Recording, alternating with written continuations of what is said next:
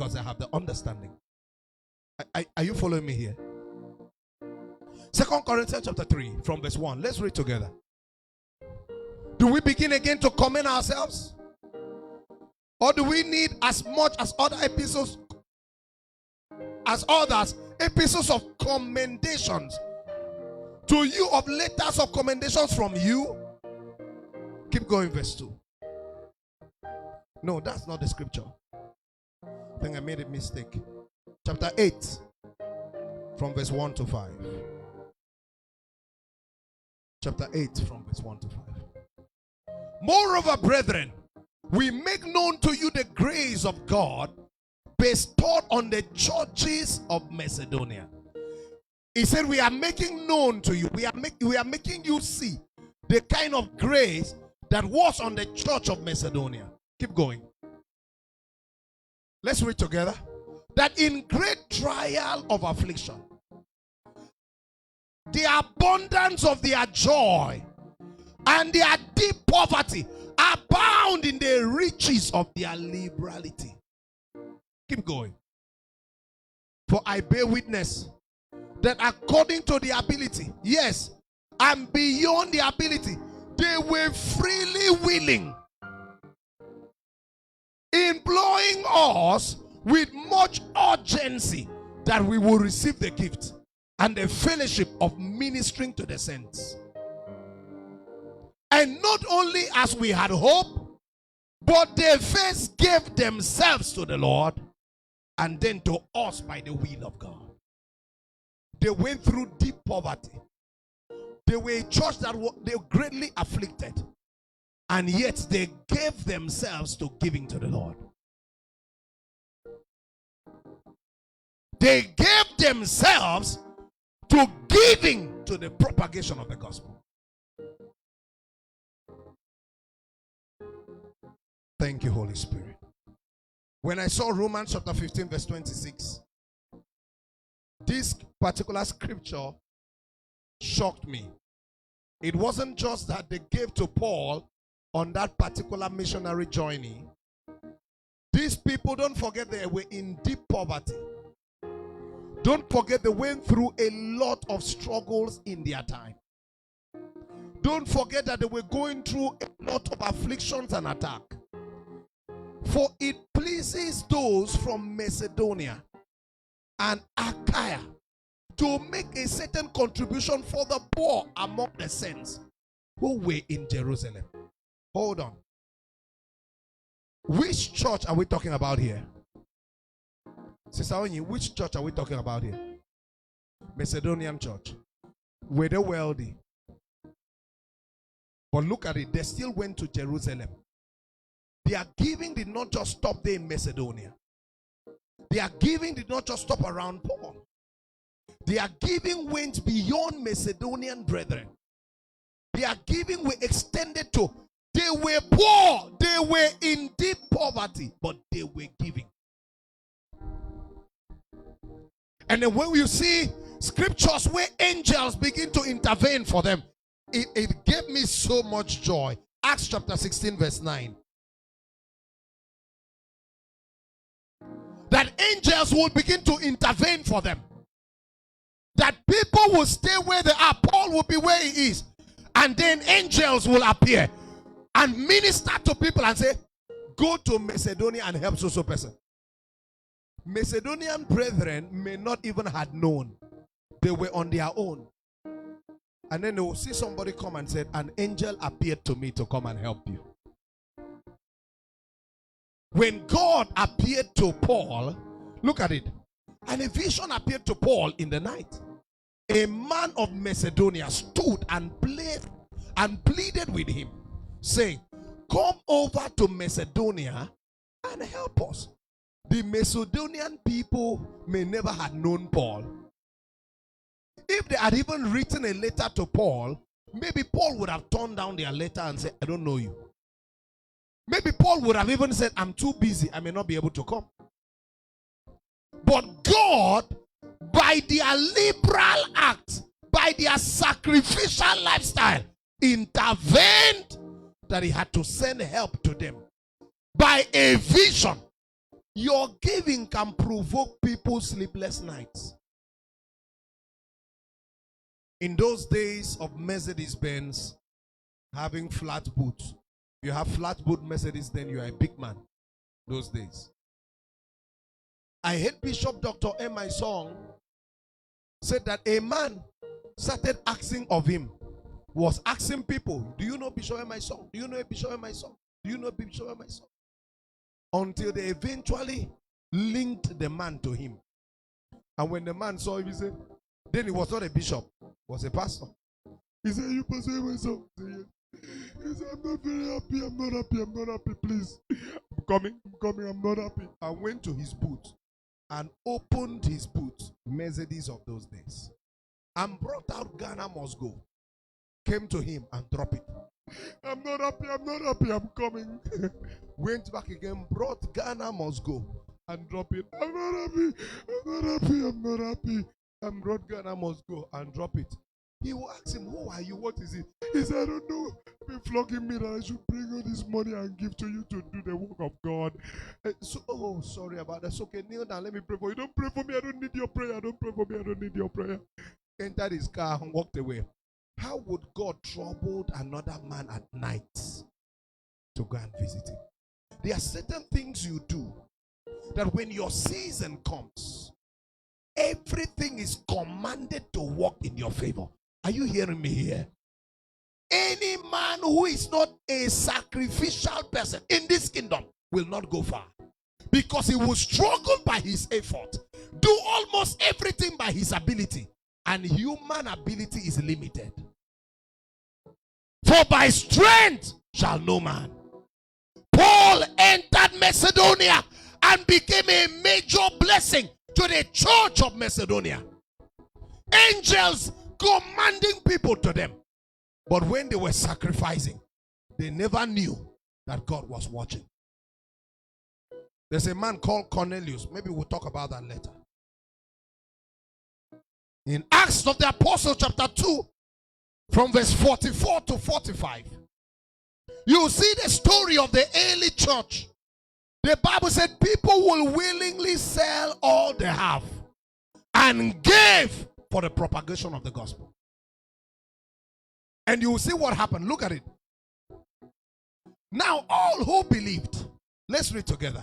I want you to see what happened because of generosity, because of a sacrificial lifestyle, because of living a life of giving. What happened to them? And all who believed were together and had how many things in common? All things in common. Verse 45. And sold their possessions and goods and divided them among all as anyone had need. Anyone. Is there anyone here that has need? Is there anyone here that has need? Is there anyone here that has need? They were selling their possessions to meet the needs of their fellow brothers and sisters. Look at what happened. Get to 46. So continuing daily with one accord in the temple and breaking bread from house to house, and they ate their food with gladness and simplicity of heart. Keep going. Praising God and having favor with all the people. And the Lord did what? Added. And the Lord added to the church. How often? Daily. Such. Those who were being saved. Daily. God was adding to the church. To the such that the church grew exponentially. If they were doing one-to-one, one-on-one preaching, one-on-one evangelism, one person will win one, and one will win one, and one will win one. Am I right? But explain how Peter was preaching, and 3,000 gave their life to Christ. And another time 5,000, and another time multitude. There was a lifestyle they had. Continuing together in one accord, sharing things in common. Even the days they were in the upper room, they were together in one accord, sharing everything they had. So when one of them will have to speak, heaven will back up. Hear me. Where people are stingy among themselves, even heaven closes against them. Where people are liberal among themselves, even heaven opens for them. Because the kind of spirit you command is a kind of spirit that traffics around you. The Bible said there is a man that saves. How does it put it? Unto poverty, but that withholds unto poverty. But there is another that scattereth and have abundance. He said, cast your bread upon many waters, and after many days. My brother, explain now. You know water? You know river? River. You are an engineer. Sometimes when they enter sea, they go walk. As you stand inside boat, carry your bread. Say, God, say, if I throw this bread inside water, after many days I'll see it. That water that you have been seeing, if you carry a loaf of bread and throw inside, will you find it?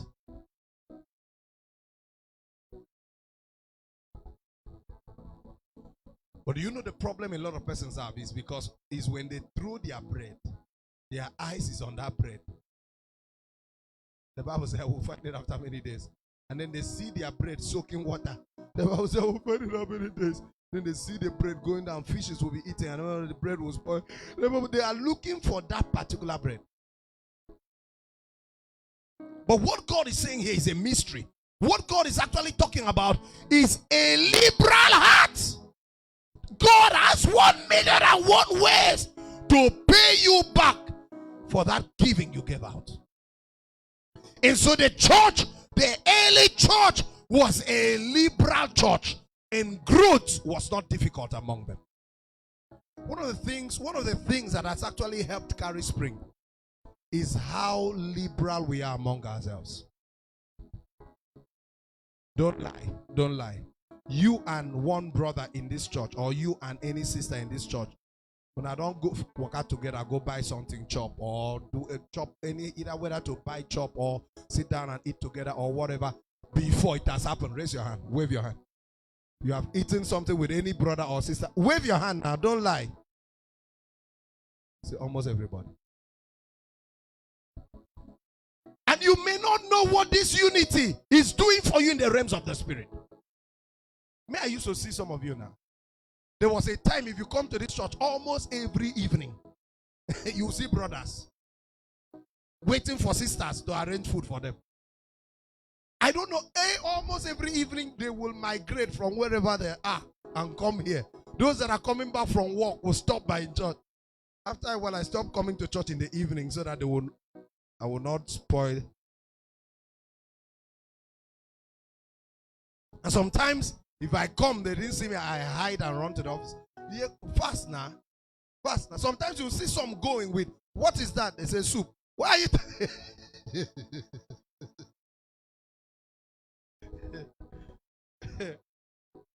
But I'm just using that as an example. But the truth about it is, it does not just bring about the bond of unity in the physical. Heaven honors it. Heaven likes it. Heaven appreciates it. Because in doing so, the Bible said, in such a place, the Lord commands the blessing. That's what we call the commanded blessing. The commanded blessing is stronger than human effort. Because heaven can never command a man, and that man say, I will not honor, I will not obey. I don't know whether you're following. And so for as long as they were together, eating together, celebrating together, heaven honored them. Limit broke for people like us in their time. Men broke limit in their time. And you shouldn't sit down and keep talking about the kind of family where you were born. You have said this thing from when you were a youth. If you have started taking action in your younger age, you would have changed a lot of things by now. You can change the narrative. Be a man of sacrifice. Let me tell you the truth. This election that just finished,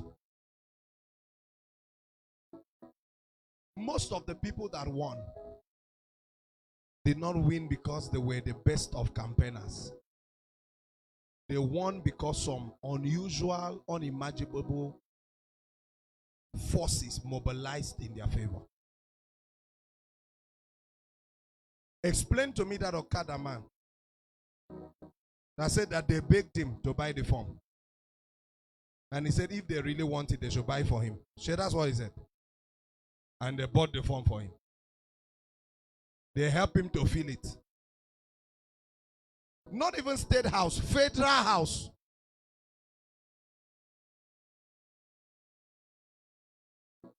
He's honorable now. A honorable Okada man. Only God knows what that man had been doing before now. That was waiting for the right time to speak for him. Only God knows what that man's father, what that man's mother, what that man's family had been doing before now. That was waiting for the right time. From gathering 2,777 naira. You know it's not. Not Okada 2020 naira. At the end of the day. So now sitting and sleeping in parliament. And they say sitting allowance 22 million.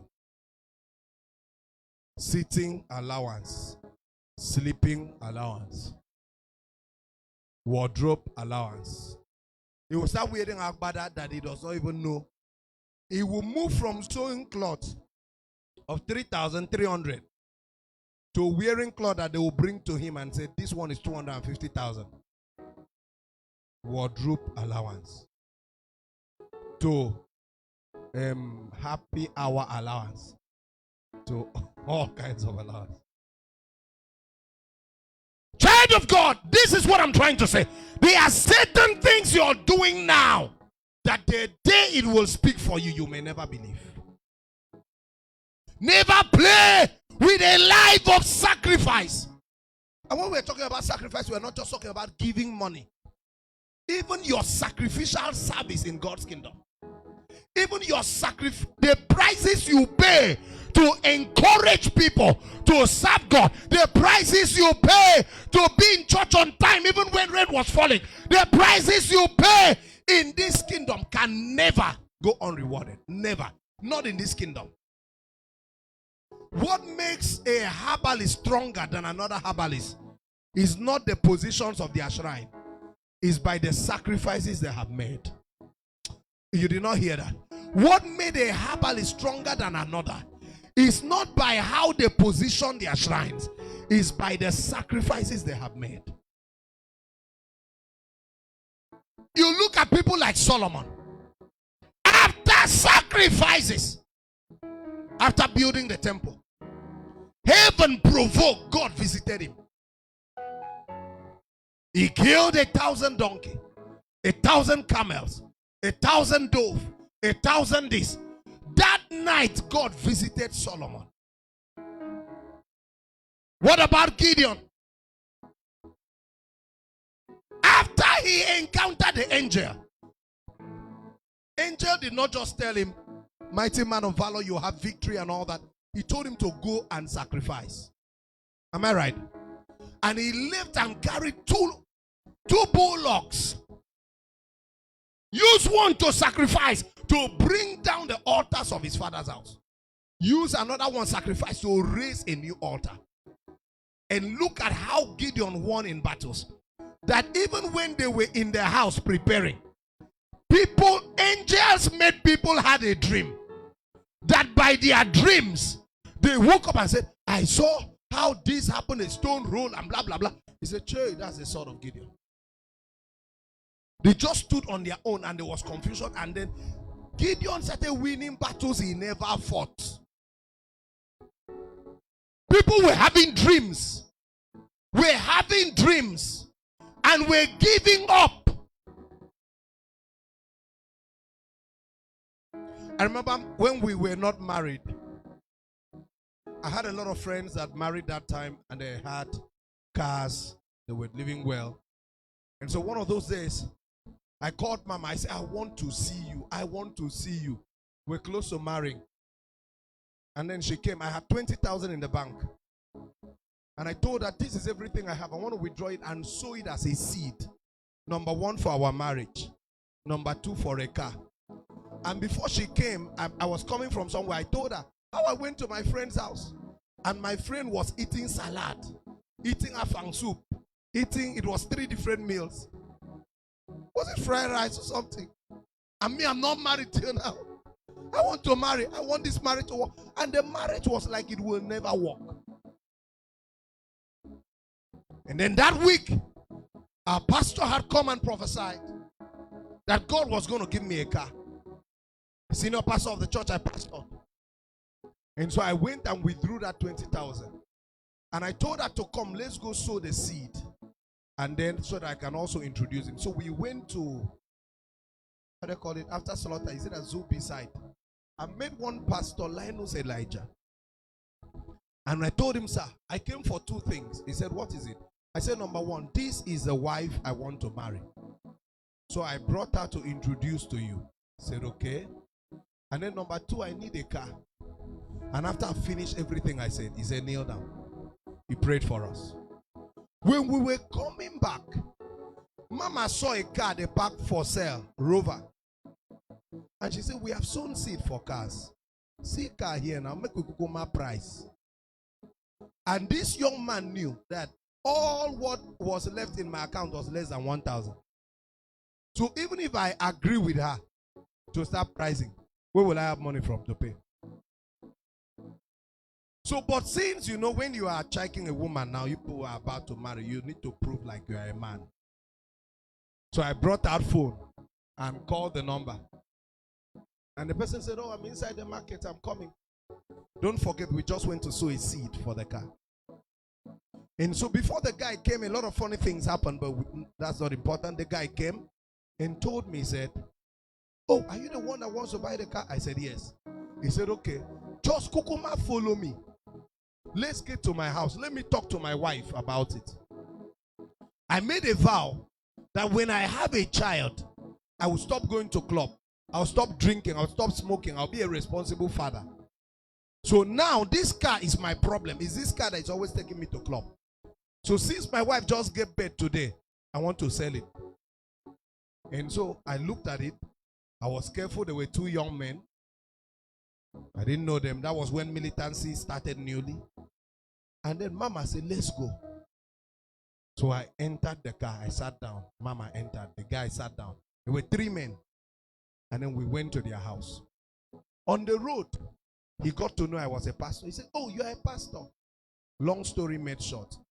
He went and told the wife. He said, you remember I made a vow that when we marry, I don't want to go to club again. I mean, when I have a child, I will not bam, bam, bam. Everything summarized by pastor. See the papers of the car. How much do you want to sell? He said 750,000. As at that time, he asked me, how much do you want to buy? I didn't have no money anywhere. I said 300,000. Long story, fast forward. By the time I came home, I don't know what happened, whether it was my phone or mail or something. I saw a message. I checked. Somebody was trying to reach my former pastor. And I told my former pastor that this person is trying to reach you. My former pastor said, talk with him. And then the person said that he wants to pay tithes. He said, take the tithes. Everything I tried to, he said, go ahead. I don't want to relate with him. So that phase was over. Weeks and months have passed. After a long time, that person got back to me and said, Pastor Ime, do you know what bank do you have in Nigeria that is close to you? I mentioned the banks we had. She said she does not know any of those banks. Okay, my husband will call you. To me, it was like fraudsters. My husband will call you. And the husband called me. Do you have so-so bank? No. Do you have so-so bank? No. Do you have so-so bank? One bank, whether stink or sling, something. You should have one sterling, something kind of, not sterling, something like that. I said, yes, we have. It used to be at Garrison Junction. He said, okay, go there. When you get there, let me talk with the manager. Abba.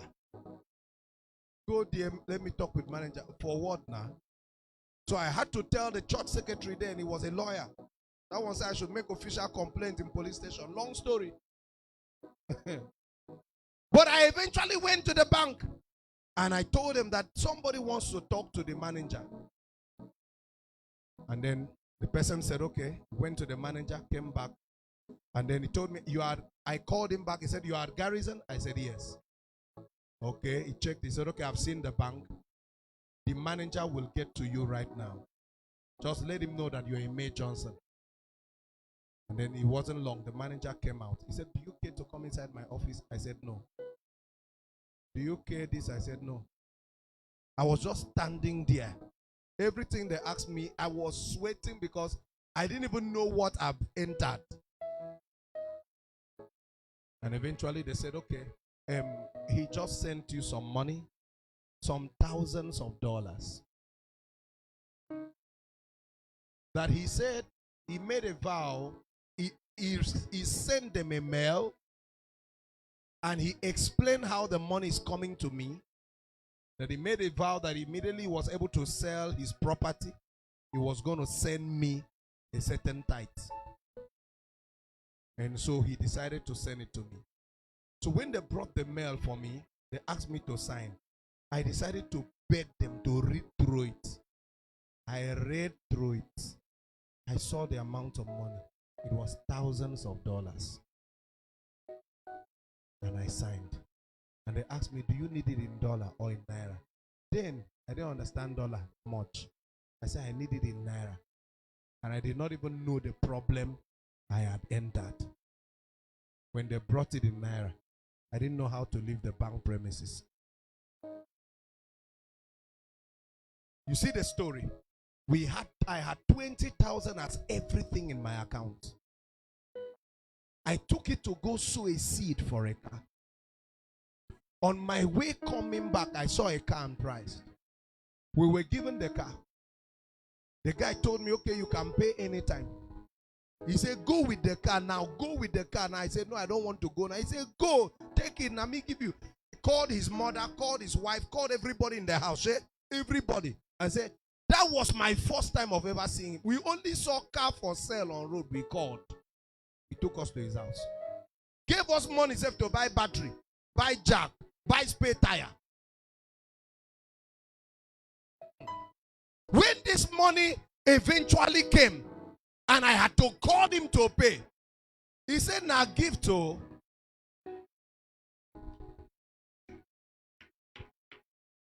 And when Pastor Jerry says, what God cannot do does not exist, there are people who still doubt it.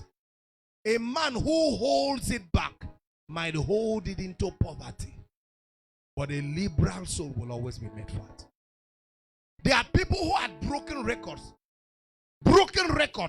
because they were dangerous sacrificers. In my family, I don't know about some of my uncles that work in maybe some companies like ExxonMobil, but I know that in a young age, I drove 6 cars I never bought. They just kept coming. They just kept coming. I sold 1 seed for a car, but cars kept coming. So Gideon had supernatural intervention. After that, what about men like Noah? Came out from the ark, decided to do a sacrifice to thank and honor God. And when God smelled the sacrifice, the Bible said God had a covenant of preservation with man. And said, anytime it rained and I feel like destroying the earth, as the water is coming, I shall bring a rainbow. When I see rainbow, I shall repent of whatever I wanted to do to man. What about people like Zechariah? While offering to God, right in the temple, an angel appeared to him and gave him the prophecy of John being born. And even when the angel noticed that he was going to talk, they shut his mouth because maybe they didn't need a negative confession. What about Cornelius? Cornelius, your alms and your prayers has come before God as a memorial. Cornelius was not a born-again child of God, but his alms were seen by God. And God had to send a Jew to the house of a Gentile because of giving. Don't be like the rich fool in Luke chapter 12, verse 16 to 21. whose when God blesses does not have a place for God in their blessing. Rather be like the Macedonian church that even without having has a place for God in their rising. Look at it, Luke chapter 12 verse 16 to 21. Then after this we close here. We are in your presence. Let it rain, cause your rain. Let it fall on me. I am in your presence. Let it rain. Oh, cause your rain. Let it fall on me. Luke 12, 16 to 21. Let's read together. Then he spoke a parable to them, saying, the ground of a certain rich man yielded plentifully. And he thought within himself, saying, what shall I do, since I have no room to store my crops? So he said, I will do this. I will pull down my barns and build greater. It means if I had a small car, I'm going to abandon it and buy a bigger car. If I was living in a bungalow, I would drop it and build a duplex. In those days, what made a man look wealthy was his barns. Crops, where people store their crops. When they come and see your storage, your crop storage, they say, oh boy, this person is a very rich man. But today they measure it in cars and houses and wares. So I will break down my barns and I will build greater. And there I will store all my crops and my goods. And I will say to my soul, soul, you have many goods laid up for many years. Take your ease, eat, drink, and be merry. But God said to him, fool. You see the exclamation there. God screamed on his head, fool! Mumu, mumu, mumu. What made God call him fool? He had a plan to enlarge himself, to sit back and eat and enjoy his eating, but had no God in his plan. So God called him fool. This night your soul will be required of you. Then whose will all these things be which you have provided? Verse 21. Let's read together. Everybody want to go. So is he who lays up treasure for himself and is not rich towards God. There are people who, when you look at everything they invest on themselves and you look at their soul investment, the investment in eternity is so small. The investment in their soul, their spirit is so small. The investment in physical things are much, but investment in spiritual things are minor. It is wrong. The kingdom of God and his righteousness should be a priority.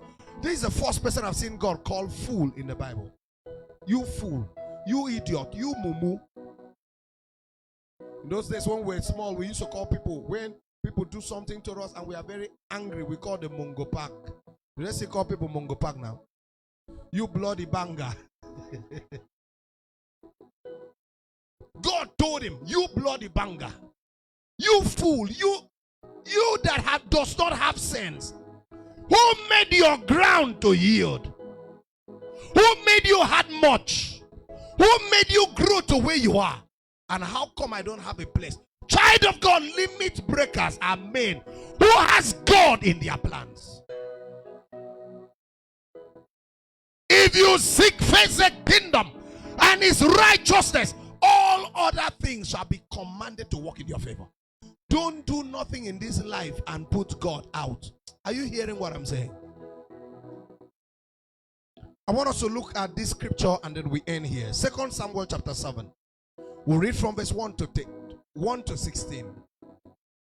It's a story of a man called David.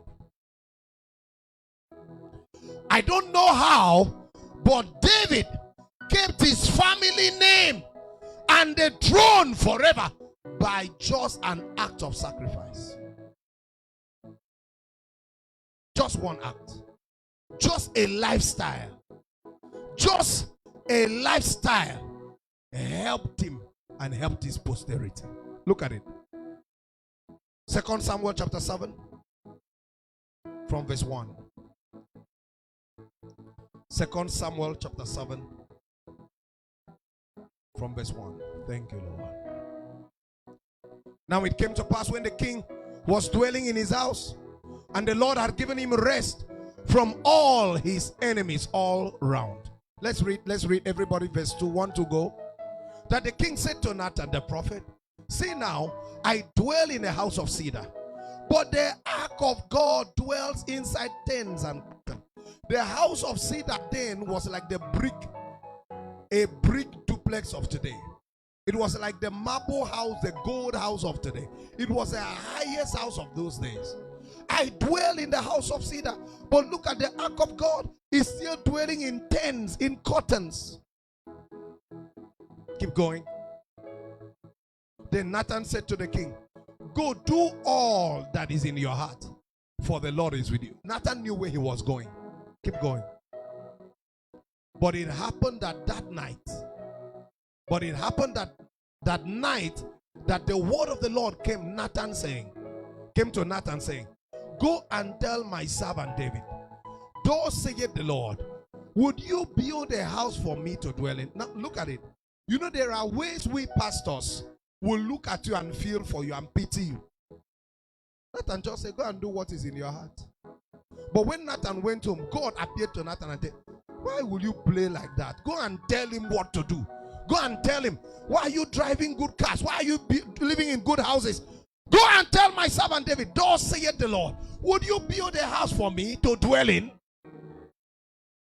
For I have not dwelled in a house since the time that I brought the children of Israel up from Egypt, even to this day. But I have moved about in a tent and in a tabernacle. Do you now see that God has concern about being in a good place? I've been moving around tents and tabernacle. Keep going. Wherever I have moved about with all the children of Israel. So everywhere the children of Israel were going, God was following them. And God felt that even though I am in their midst, I don't have problem because they are on the road. But when I get them established, I should have a good place too. God that you don't see with physical eyes desires for you to build a good fine place for him to feel happy that this is my house. Whenever I move about with the children of Israel. Have I ever spoken a word to anyone from the tribe of Israel whom I commanded to shepherd my people Israel, saying, why have you not built me a house of cedar? Did I complain? Because I was on the road with you. Keep going. Now therefore, thus shall you say to my servant David, thus saith the Lord of hosts, I took you from the sheepfold, from following the sheep, to be a ruler over my people, over Israel. Keep going.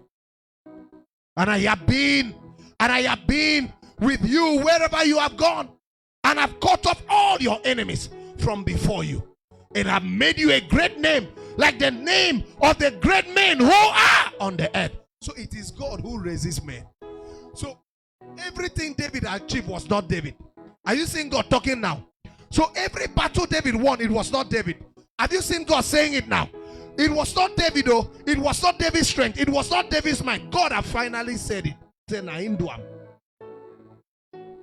And I have been with you wherever you have gone, and have cut off all the enemies before you, and have made you a great name, like the name of great men who were on the earth. Keep going. Moreover, I will appoint you a place for my people Israel, and will plant them, that they may dwell in a place of their own, and move no more. Nor shall the sons of wickedness oppress them anymore, as previously. No wonder why the more they try, the more they fail. Keep going. Since the time that I commanded judges to be over my people Israel, and have caused you to rest from all your enemies, also the Lord tells you that he will make you a house. Keep going. When your days are fulfilled, and you race with your fathers. I will set up your seed after you, who will come from your body, and I will establish his kingdom. Are you seeing God? Just because of one decision of building God a house. Are you seeing what God is saying? God just came out from his shell. I said, now me they fight for you. Now me they protect you. Now me even give you a name among great people. Now see, you know go stop there. I will give you a place. It will be your place. They will never be able to afflict you. They will never cut you out from among the earth. I will even give your seeds a place among people on the earth. I will establish the throne for your seeds when you have come and are gone. Just for one promise of a sacrifice. Keep going. He shall be. Okay, did I read 13? No, let's read 13. So I will appoint a son to take over your place. He shall build a house for my name, and I will establish the throne of his kingdom forever. No time a man ever builds a house for God and God does not establish a throne for them. Never. Keep going. I will be his father, and he shall be my son. This shall be a seed of David, meaning that David was the papa, but God said, I shall take over papaship. You are not understanding. If you understand, I will know. I will take over papaship. You will not be called Destiny Kelly again. You will be called Destiny Jehovah. I will knock off Kelly. I will do what a father does for children,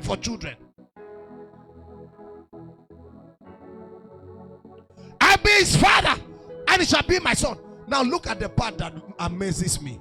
How God sees people who sacrifices for him.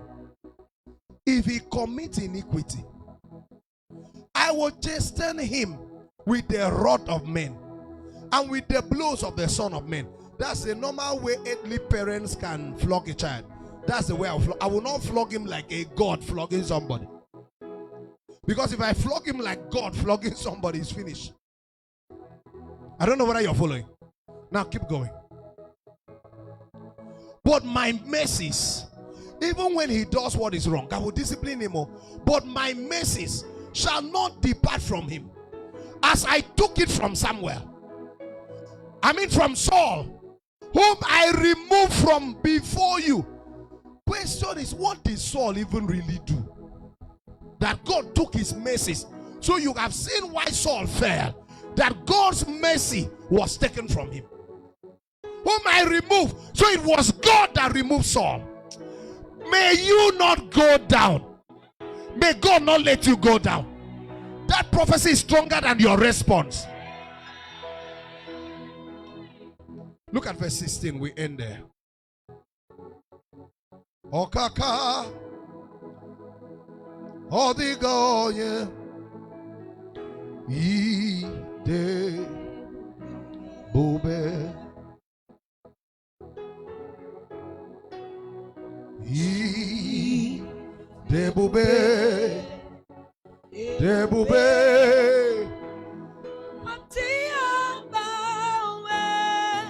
Ide. Let's read this together. In your house, in your kingdom, shall be established for how long? Before you. Your throne shall be established. Now look at it. He talked about his house being established forever. He talked about his kingdom being established forever. And your throne shall be established. Not for 10 years. Not for 20 years. You remember that David only talked verse 1. You remember? David only talked verse 1. Nathan replied in verse 2. When David had walked out, God came to Nathan and said, why are you jonesing? They are talking about building me a house. And you just answer like that. Go and let him know everything that is involved in the full package of building me a house. And God started talking and talking and talking and talking and talking. Child of God, let me tell you, everything can fail, but sacrifices don't die. Every time a man makes sacrifice to honor God, certain altars are shaken on his behalf. Because sacrifices command spirits, commands angels. And where sacrifices are made, angels traffic there, spirits traffic there. That's the truth. Tap your neighbor. Say, my neighbor, my life is changing. My mind is changing. Everything about me is changing.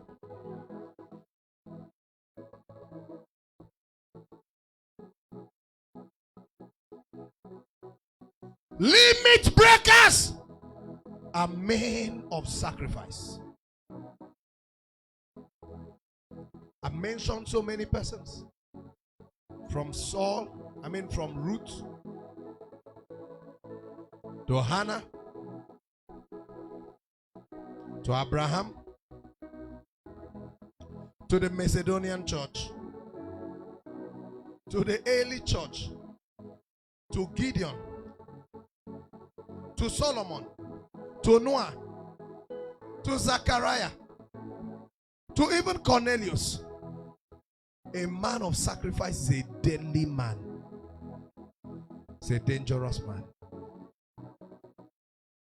I've shared this testimony many times, but let me say it again here before we close. The church I was privileged to pastor before now, one day, I had very funny neighbors, but I understand what noise pollution looked like anyway.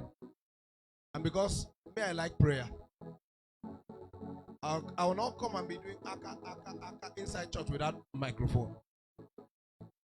But the approach at which they also followed me were wrong. Since God has blessed you with money, you can help us build up the church and cover up the place. After all, we were there. And you were very happy when we came there. Connected light for us. But coming to be angry and taking church to court. I said that church is disturbing you. And you took us to court. And before he took the church to court, he came to me and told me, he said, I have kept 300,000 to deal with you. And this is a church that our rent used to be 120,000. 4 months to the rent expiring. We're already sweating, crying, panting, thinking where to get money to pay rent. So to tell you how 120 was big for us. And a man came and told me, I have kept 300,000 to deal with you. The next week, court brought letter. If you were me, wouldn't you be afraid? And so when the court brought the letter, God made the court say I should come on Thursday to court. And so they gave me a letter like on Tuesday or Wednesday and asked me to come to court next week Thursday. Being that I don't have 300,000 anywhere and I don't have anything to use and fight him, I came to church that Sunday. And I read the court letter to the church. That the church has been summoned to court. And they asked us to come to court on Thursday. And when I finished reading the letter, I told them how the man told me that he has kept 300,000 to deal with us. He said, when I finish with you, you will go back to your village. They will look for you in this Port Harcourt. They will not see you. I will reduce you. That shout, you used to come and stand here and shout. Next time when they see you, even to pray, you will not be able to pray. As in, he walked inside church, carried chair and sat down opposite me and told me all that. And I cannot argue with him. I cannot say, why are you saying that? I could not say even one thing like the pium till he finished, because who am I? When he left, as I finished talking to church, while I was talking on the altar, something provoked in my spirit. There's this kind of anger that came. And I announced in church, I said, everyone in this church will be on a fast. Nobody's eating. Whether you are a pregnant woman, you will not eat till 6 p.m. Even if it is a child that was born today, let that child cry. Let that child not eat till 12 noon. The decree was strong. And I told them we are coming to church morning and evening. If you can take permission from work, take. Unless they don't give you permission. But if they give, be here. We'll pray in the morning. We'll pray in the evening. He said he kept 300,000 to deal with us. I don't want to go to court on Thursday. Let God go to court for me.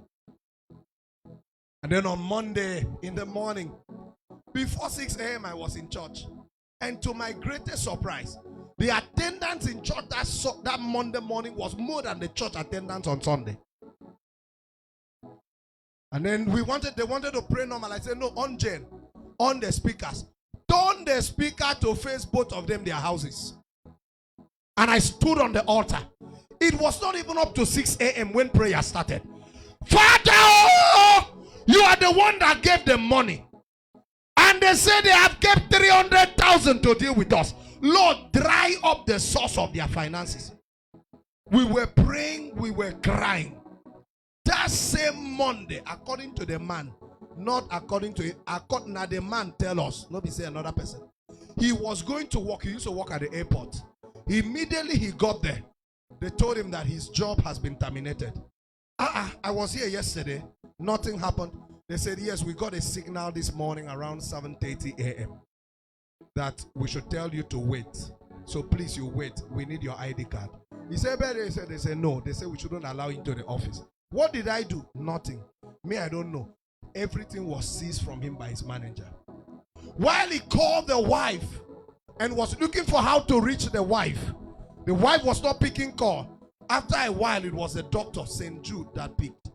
They said, your wife and your children are here in the hospital.